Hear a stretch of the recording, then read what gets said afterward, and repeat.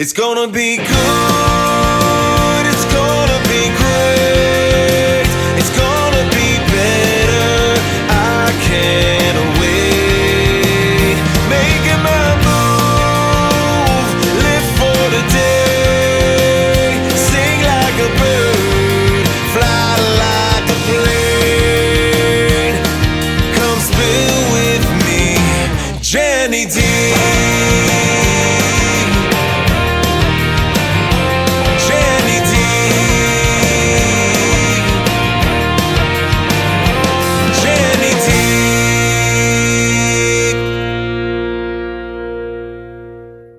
Hello, my beautiful people. Thank you for joining me with another episode on Spill With Me, Jenny D. June is post-life. I'm talking about senior care. I'm just talking about people who are really helping people kind of live their lives. And with my guest today, I'm going to introduce her in a minute, but I wanted to thank my sponsors for this month, my Spotlight supporters, Heritage Financial. I have Brian Debus, and I also have Ben Mayer from the Senior Advisors. So I Oasis Senior Advisors. So thank you so much for being a part of this Spotlight supporters. And I am, with further ado, I met Cindy Fox at like a lunch. And when she started talking, we went around the room and did our 1 minute speech, or what, elevator speech. I'm like terrible at that. And I was like, oh wait, she would be a great guest because what she's doing with her business, and and we were talking off air about another story that I really want to have people on that I feel like can inspire other people and really know that what the good that she is doing in this world. So I thank you for being here today. Thank you for having me. I appreciate it. It's so exciting. Yeah. So Cindy, introduce yourself to the listeners and the viewers. So my name is Cindy Fox, and I am the co-founder of, and one of the co-founders, there's two of us, of an organization called Rebuild Better Together. And we work with the spinal cord injury community. Our nickname is RBT. So a lot of people refer to us as that. And we actually work with the spinal cord injury community that have lost or lack family or spousal support. So more often than not, when you survive a spinal cord injury, sometimes little by little, people tend to eventually shy away or quit coming around, or, it's tough to be a caregiver. And sometimes the caregiver can't, do it anymore, and they want to put you in a facility or something to make your life a little bit easier for you, and to take the pressure off. And so that's where we come in to try and help those that maybe want to live independently again or need some adaptations. That's to amazing. But it's sad. It's sad in the one perspective, because it's like people run from that and they don't want to, be bothered with the nuisance of taking care of somebody. But it's like, what is that, for love? Yeah. But why did you get into this? Like, tell me how this started, or why you thought this would be a great business. So my friend and I, Christopher Watson, he resides in Baltimore, Maryland, had a mutual friend. His name is Dennis, and Dennis was from Pennsylvania. Everything Pittsburgh. Went to Pitt, loved Iron City beer, loved the Steelers, but through marriage ended up in Maryland. Yeah. And unfortunately, back in 2017, he was on his way to a meeting at his church, a men's mission meeting, and was on his motorcycle, and a car crossed the center line and struck him, and he launched into a guardrail and woke up in shock trauma. Oh my gosh. Yeah. And paralyzed from the neck down, so all he really could do is move his head back and forth. Had a little bit of movement in a couple of his fingers, and a little bit of movement in his right leg, but that was about it. So very high level horrible. Quadriplegic. Mm-hmm. Oh my gosh. Yeah. So he had developed pneumonia and had some problems back and forth between the hospitals and rehabs and such. And eventually his marriage fell apart after 29 years. And his wife just said, his wife said, I can't be your caretaker. It's just not, it's not for me. So he ended up in a nursing facility, and all he wanted to do was go out and live independently again and get his own place at some point. He didn't want to be in that nursing home. Did not want to be in that nursing home. How old was he when he... He was 55, and this happened in 2017. So then the pandemic came up, and you're not allowed visitors, and so very difficult. So lonely. Yeah, very difficult. Couldn't wipe a tear away. Oh. Couldn't raise a cup to his mouth to take a drink. Oh he was all had to be depending on other people. But in 2022, with the help from his two grown daughters who were already out of the home, them and his church came in and got his dream accomplished, and we helped him move into his own apartment and be able to live independently. But there were some red flags. Yes. For sure. How was he able to, you know, with the wheelchair and everything, how was he able to like move it and everything like that? So he had a motorized chair, but he depended on caretakers. But you're only allotted so many hours a week of care from the state. So that's where the people had to come in and help him, you know, be able to navigate throughout the day. Oh, wow. But was he able to leave his apartment at all? He could leave his apartment with the help of someone else getting him into his chair. So he was able to utilize the controls on the wheelchair and be able to navigate it. But, you know, other than brushing his hair and getting a shower, and if he couldn't feed himself, he depended on other people. So there were some red flags. And he said to us, look, you're doing all this stuff to help me. You know, why don't you go out and let's help some other people? Maybe we can find some other ways to help make their life successful if they decide they want to live independently. Right. So, I mean, you feel like, you know, when a tragedy happens like that, you know, I can only imagine how someone would feel alone, and, you know, you don't have that independence. And that's got to be one of the hardest things to go through. Yeah. And not having people there that want to take care of you and, you know, putting you in a home, and it's like it's even more lonely. Right. You know, and you see other people, they're lonely. And, you know, or they have visitors or things like that. And for him to get an apartment, like, so was there a ramp, or like, what did you guys have to do? So it was an adaptive apartment, and he had a physical therapist that kind of he knew from years ago that kind of went to bat for him. Nice. And dug through a lot of the red tape and was able to help get him an adaptive apartment. And it was quite a journey for him. Right. So in January of 22, he was able to move into his apartment. And yeah, like I said, there were a lot of red flags, so we just set out to try and find ways to make things easier for him. And he's like, you're doing all this for me, go help other people. And that's when he's like, we should start a nonprofit. And so he helped us start the nonprofit and helped name the nonprofit and come up with the logo. Oh and my gosh. yeah, So it's a nonprofit. It's a 501c3. Wow. And we were established in May of 2022. And unfortunately in June 25th, coming up next week of 2022, he passed away in his new apartment. Oh my gosh. Yeah. Died in his sleep. So he was independent for Close about to 6 months. 6 months. So Yeah. but he did get his dream. Yeah, he got his dream. And he was happy as can be every day. Gosh. But through all that, we thought, you know, do we continue? You know, do you continue with the Right. nonprofit? And because of his legacy, we said, yeah, we're going to do that. And with the blessing from his daughters, they said, absolutely. That's so amazing. yeah, so we started that. We started digging into nonprofits first to see. Neither one of us knew anything about a nonprofit. Right. And then we started digging into the spinal cord injury community with the Reeves Foundation and Kennedy Krieger and Oh, right, because and Christopher UPMC. Reed Yeah. fell off the horse. I don't even remember how. And Right. he didn't live that much longer after that, huh? I think he'd lived for years, but then, you know, I don't think it ended up, you know, No. I don't think it was too long, but his wife was there to care for him, and Yes. kind of a little bit different situation, Right. you know, Oh, yeah. where he had a lot of caretaking. So, but their foundation is wonderful. And we met a beautiful angel from the Reeves Foundation that really helped us get our nonprofit started. Oh my gosh, I've never really knew that there was like a spinal cord like nonprofit out there that could really help, and you don't realize how many people do have spinal cord injuries. Yeah. Like, do you know the statistics or anything like that, Cindy? Like, So about 17,000 a year in the Really? United States. oh wow, Yeah. And a lot of those are on the West Coast. There's a lot of diving accidents. So diving into a sandbar in the ocean or diving into a swimming pool, you know, skiing accidents, snowboarding, and the motorcycle. and motorcycle Yeah. and vehicle accidents. And, you know, you don't, not that you take life for granted, but you don't think about like, wow, what happens when this happens? Yeah. You really don't have, your life changes dramatically. Right, You know, right. everything about it. So then you started it in like 2022. Mm-hmm. And how did you like find people, or how did you research all that? Yeah. So we kind of put feelers out to let people know that we existed. And our first program we came up with was called the Better Together program.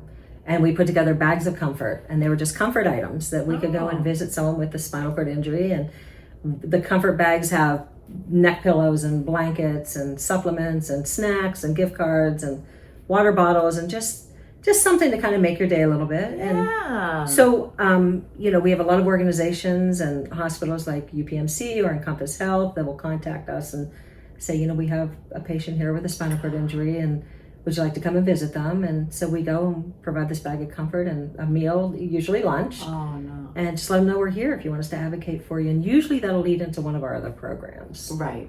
And so you find, when you go in there, I mean, do you see them and are they light up when they see you? Yeah, It's a good experience. My mom was a nurse, and she was in hospice, and I said, I could never do it, Mom. I could never do it because I'd be crying all the time. Like, oh my God, Right. I'm so sorry. Right. But that these, a lot of people out there need this. Like, this is a need. This is, he was only 55 and he didn't want to be in a nursing home, and I can see that. I can understand that.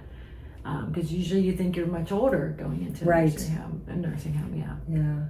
But you know what, Jenny, it's interesting because we've not only had people that were newly injured contact us or reach out to us, we also have individuals that, I had someone call me about a month ago that said, my neighbor survived a spinal cord injury 5 years ago and is very recluse and doesn't talk to the neighbors anymore and just has a caregiver come and go, has no family. So we went out to visit him and start some dialogue and conversation, let him know the different organizations that, adaptive sports and things that he could possibly do. Yes. And because you think about try Special Olympics, I have a friend there, and a lot of people are in wheelchairs, when they're in Special Olympics. Right. Because it's not always, when you get a spinal cord injury, it's not always your quadriplegia, right? You can be, correct. Yeah. You could have paraplegia and have mobility, above the waist.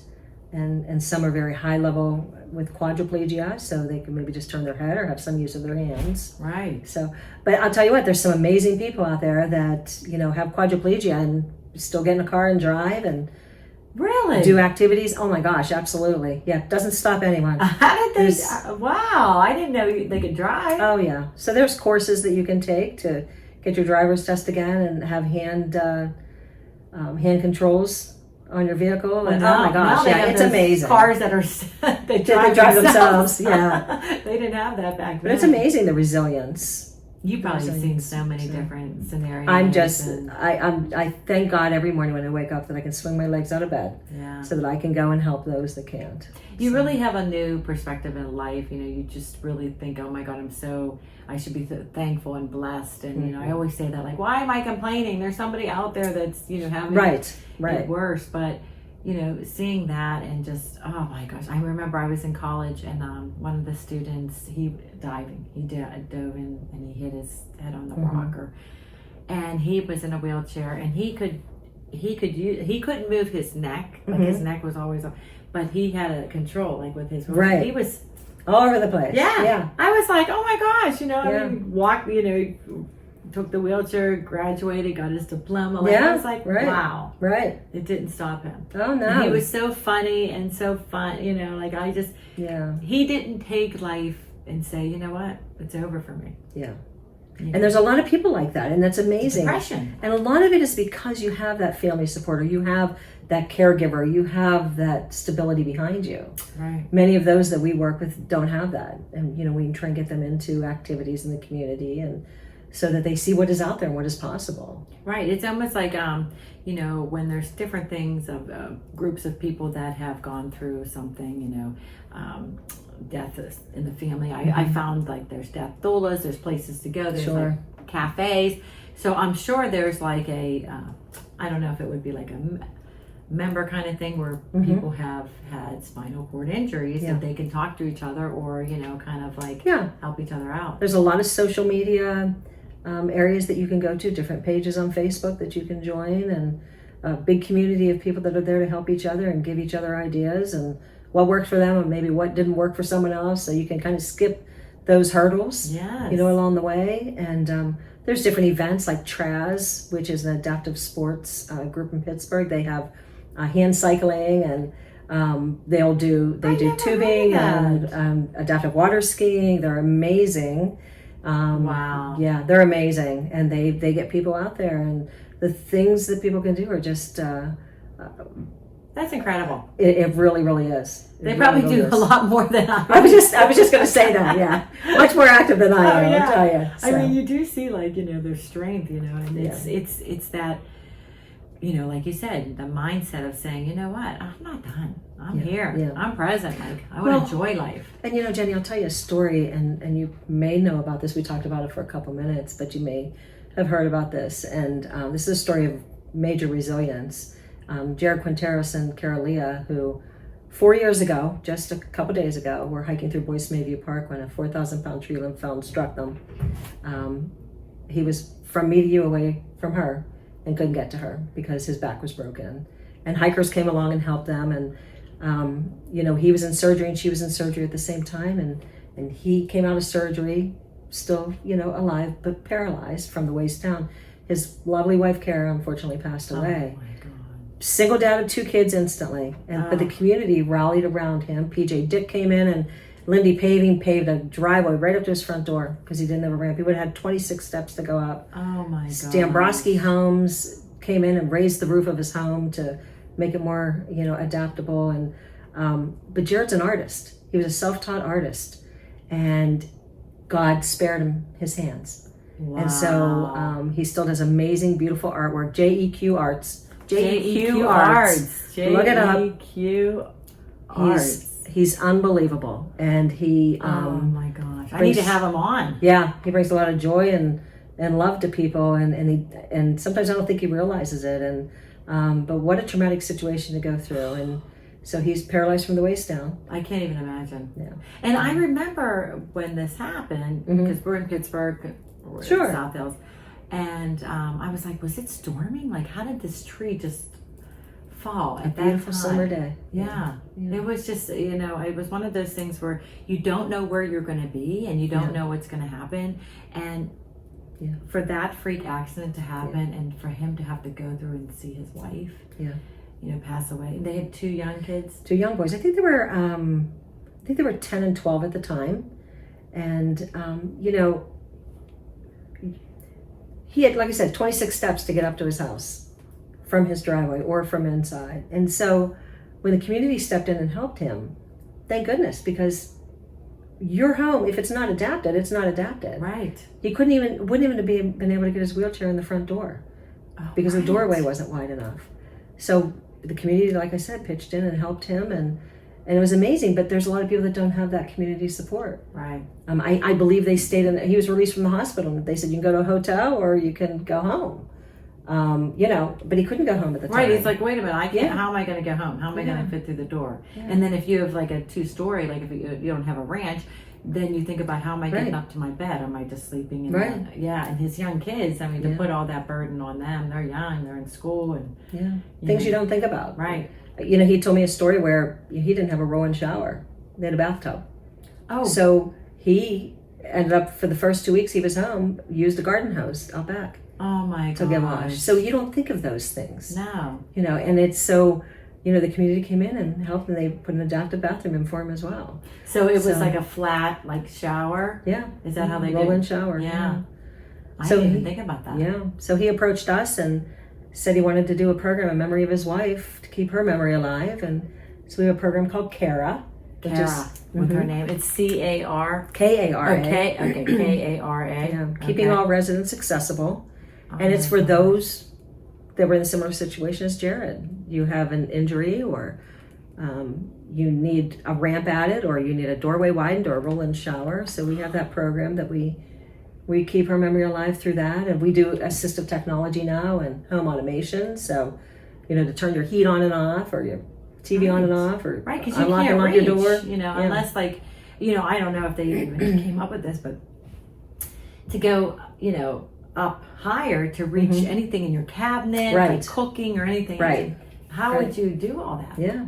The things you just don't think of until it happens to you. Until it happens to you. You don't put that, you think, oh, I don't know what's going on with them. But if you kind of like look into somebody else's view of life and what they're going through, you think, how did they do all this? Like, how do they function? How are they? Yeah. But he knew he had his boys. He had to like go on with life and survive and figure it out. Right. So what does he do with his art? Like, what kind of like art does he do? So he does some art social work at UPMC.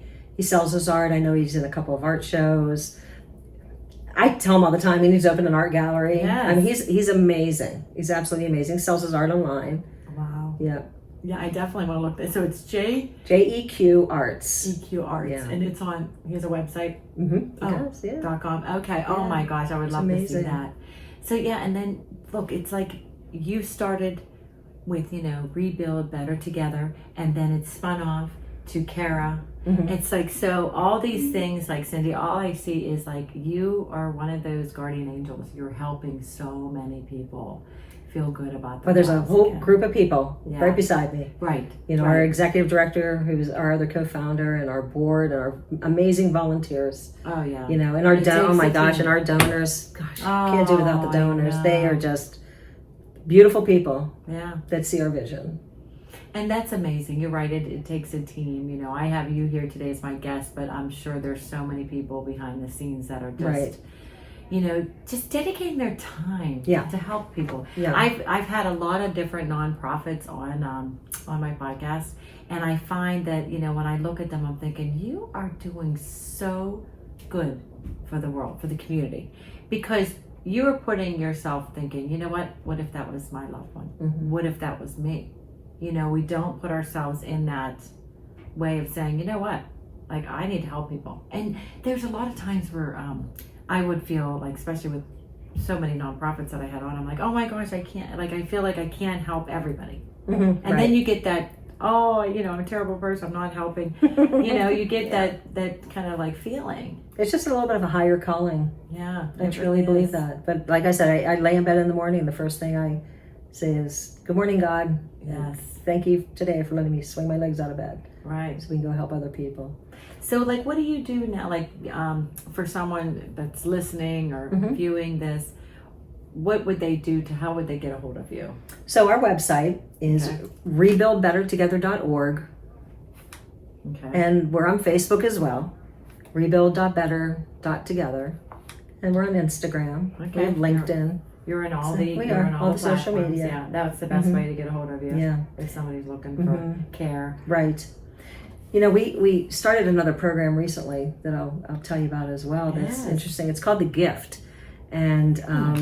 it's fairly new. And what we did was we put together a group of individuals, just like a brainstorming session, and said, what's missing? What's not out there that would support the spinal cord injury community? Something that's not adding a ramp, or something that's not putting a roll-in shower. What are we missing? And they all kind of had the same answer, and it's a bucket list item. Helping someone with a bucket list item. Ooh. Or attending an event, or something that they wanted to do. So if somebody was thinking, so coming up with the gift, the bucket list. Yeah. There's, I know I have a bucket list, and I can only imagine, because do you find that if you do have a spinal cord injury, that your life doesn't extend as long as somebody else that doesn't? They say it varies, doesn't. It or just depends varies. on the care. It just Okay. depends on the care. Yeah. Yeah. But the gift program I started telling you about, if you and I were going to go water skiing at Conneaut Lake, Yeah. and we were going to get up tomorrow morning at 7:30 and go, and then come back in the afternoon, for someone with a spinal cord injury, it may take a little bit more time. They may need a caregiver to go with them. Mm-hmm. They may need to go and stay overnight the night before, ski all day, and not be able to drive back that night and stay overnight again. So Right. our program helps support financially, those hotel stays or those travel stays, or to be able to let you go to your bucket list. That's item. amazing. Yeah.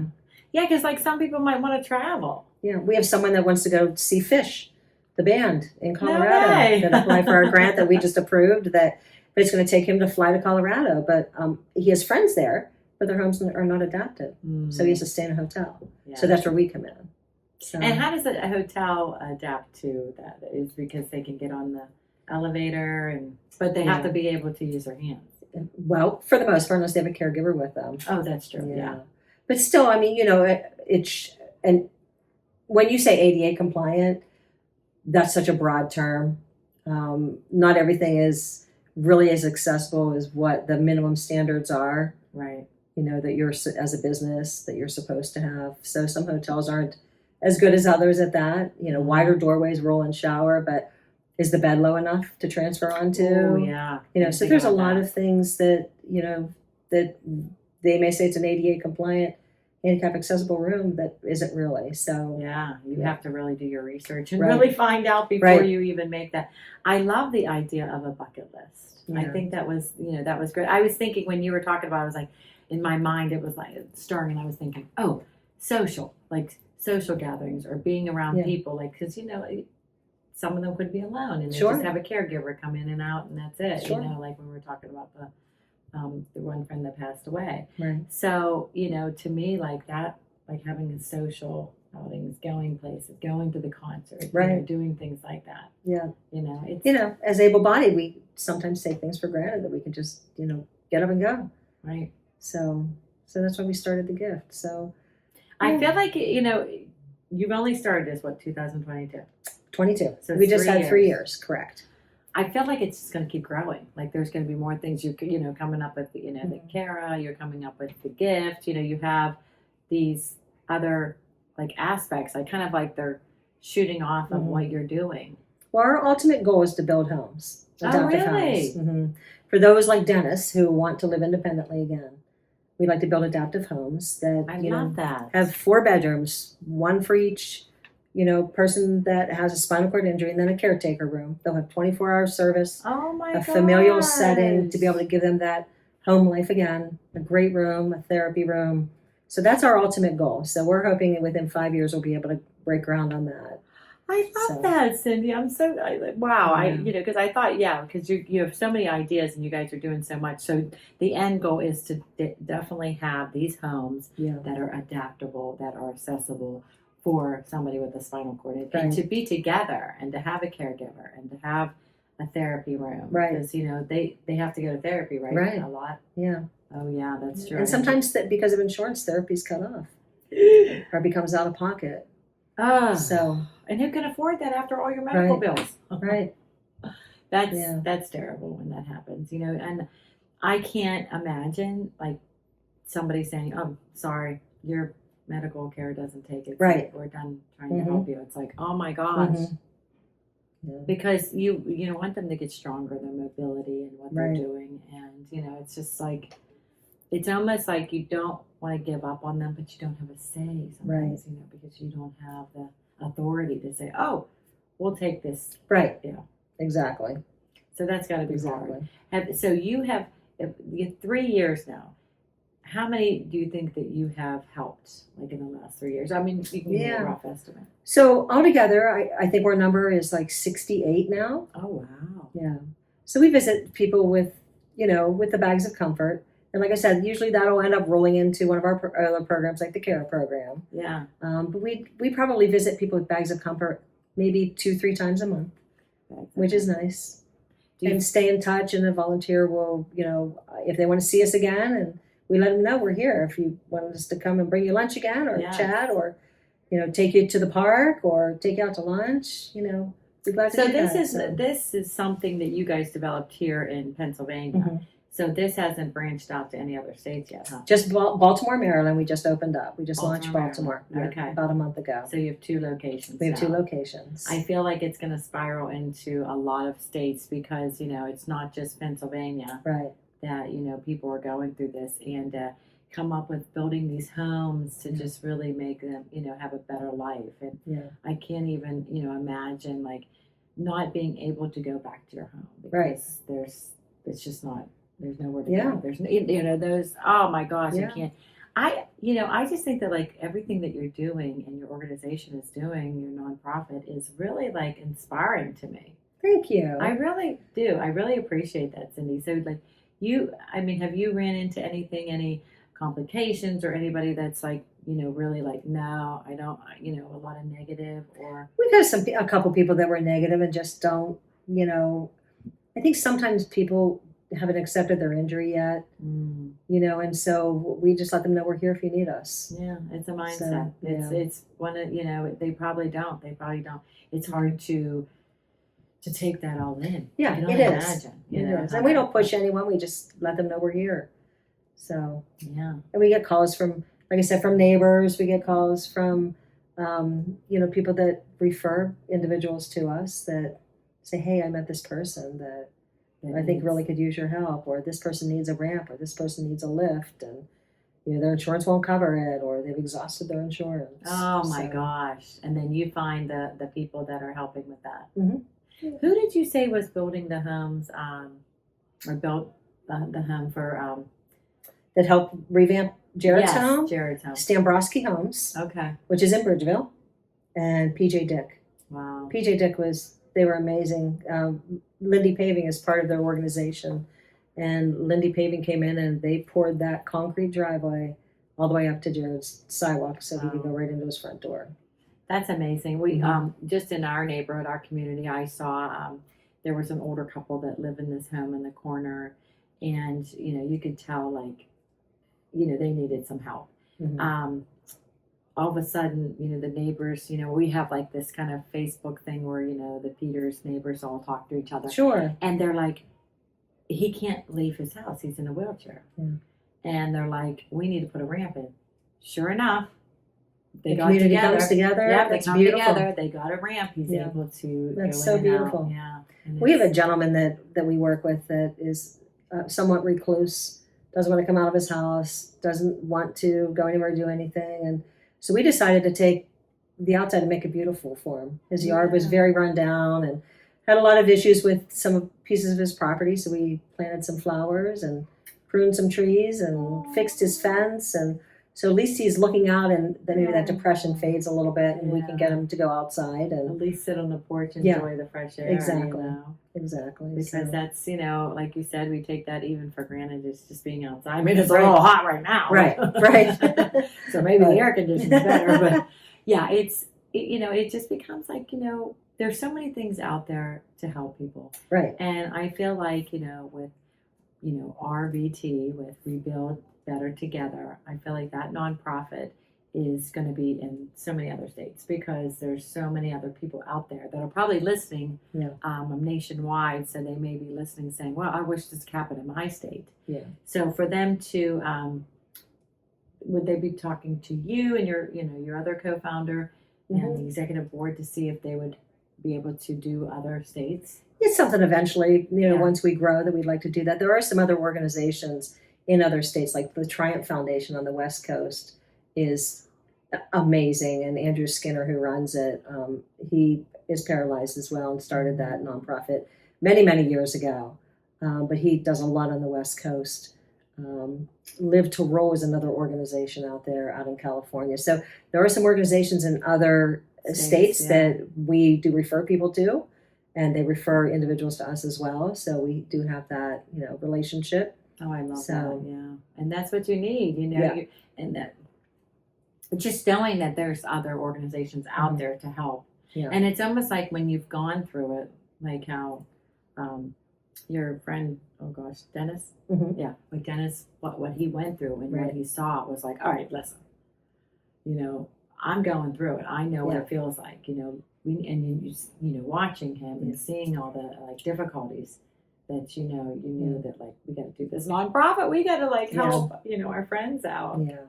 It's Yeah, amazing. and that was a tough one with Dennis. It's just, oh my gosh, he was such a beautiful person, and he was going to be, lead our organization and helped us create it. And it was his brainstorming, it was his brainchild, and we continued because we wanted to keep his legacy alive. Yes. So I just so appreciate it. Is there anything else that we haven't talked about, Cindy, that you would like to tell the listeners and viewers? no, I just please get a hold of us, or if you know somebody that has a situation where they have a spinal cord injury, or maybe had one years ago, or we're here to help. And if we can't help, we'll find someone, we'll refer someone that can help you. Yes. So I we're just love here that. to do what we can do. It's resources, there's Yeah. people out there, and that's what I wanted to start with my podcast, to tell people, look, you're not alone. There's things out there. Right. And if you think you're the only one going through the spinal cord injury and you think you're alone, well, there's other people out there. It should definitely, there's Facebook pages, but you definitely have organizations and nonprofits that are here to help. And RBT I'm just amazed, because I feel like I'm learning for the first time too that this is out there. And that's the other thing. It's almost like you tell somebody, they tell somebody. It's like word of mouth. Right. Like, oh, did you know there's an organization? Yeah. Like, hey, if you need help. So we love go that. by a lot of word of mouth. We have people that tell us they heard about this or saw found a business card Yes. or someone referred them. So Yes. yeah, it's really about just people helping people. We try and work with other organizations to Right. We're make not things in happen. competition. We're not- We're no. here. Yeah. We're here. to but we help. are definitely not in competition, No. and we don't ever want to be that. We want to make sure everyone has it's an open field, Yes. whatever you need. I love So- that. Oh my God. Cindy, thank you for taking Thank the you. time today to I just talk appreciate about it. your organization and your Yeah. nonprofit, what you're doing and how you're helping people. I so appreciate your Thank time. you. We have a golf outing September 22nd. Okay. To raise September- money. That's Nice. our next fundraising event. It's at Hickory Heights Golf Course, Okay.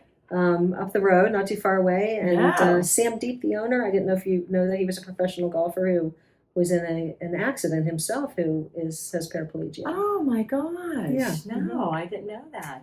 Yeah. So So they invited that's- us to do a golf outing there. So we're going to be doing that in September. That's wonderful. And Yeah. you keep me updated with any other Will do. nonprofits or any things that you're doing because I Sure. will definitely put that out there for the listeners and the viewers to Thank see you.